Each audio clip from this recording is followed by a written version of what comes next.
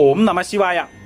ഇന്ന് തുലാം രാശിക്കാരായിട്ടുള്ള ചിത്തിരയുടെ അവസാന പകുതി ജ്യോതി വിശാഖത്തിന്റെ ആദ്യ മുക്കാൽ ഭാഗം അടങ്ങുന്ന നക്ഷത്ര ജാതകർക്ക് 2025 മാർച്ച് 29 മുതൽ ഉള്ള കാലഘട്ടം എങ്ങനെയായിരിക്കും എന്നുള്ള വിശദമായിട്ടുള്ള വീഡിയോ ആയിട്ടാണ് ഞാൻ വന്നിരിക്കുന്നത്.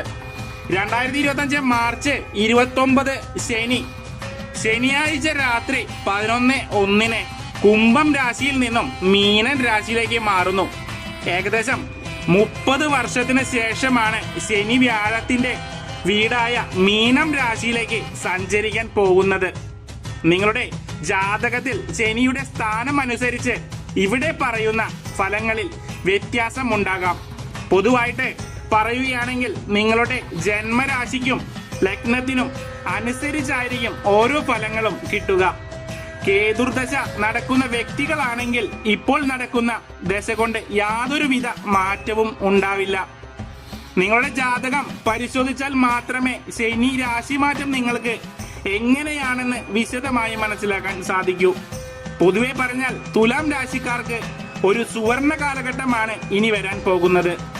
കഴിഞ്ഞ 2.5 വർഷക്കാലമായി വളരെ കഷ്ടതകളും ആരോഗ്യപരമായിട്ട് ദുരിതഭാവത്തിൽ കൂടി കടന്നു പോകുന്നവരാണിവർ.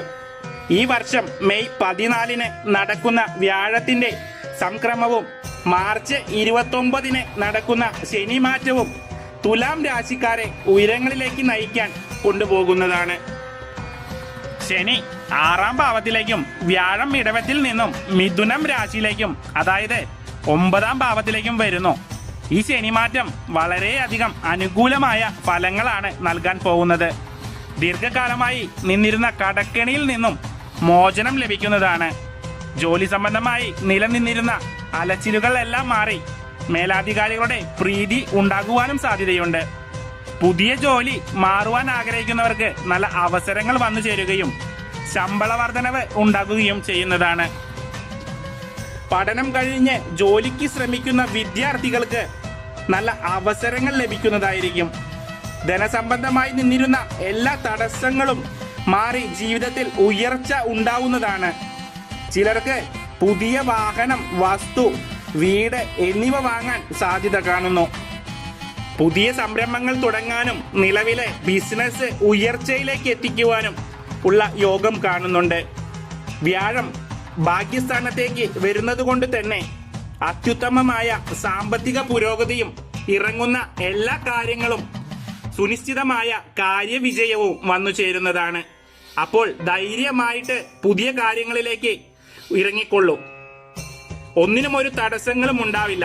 നല്ല ഒരു സമയം നിങ്ങൾക്ക് വന്നു ചേർന്നിരിക്കുകയാണ്. ഈ സമയം വേണ്ട വിധത്തിൽ പ്രയോജനപ്പെടുത്തുക. എല്ലാവർക്കും നല്ലത് വരുത്തട്ടെ എന്ന് പ്രാർത്ഥിച്ചുകൊണ്ട് നിർത്തുന്നു. നന്ദി, നമസ്കാരം.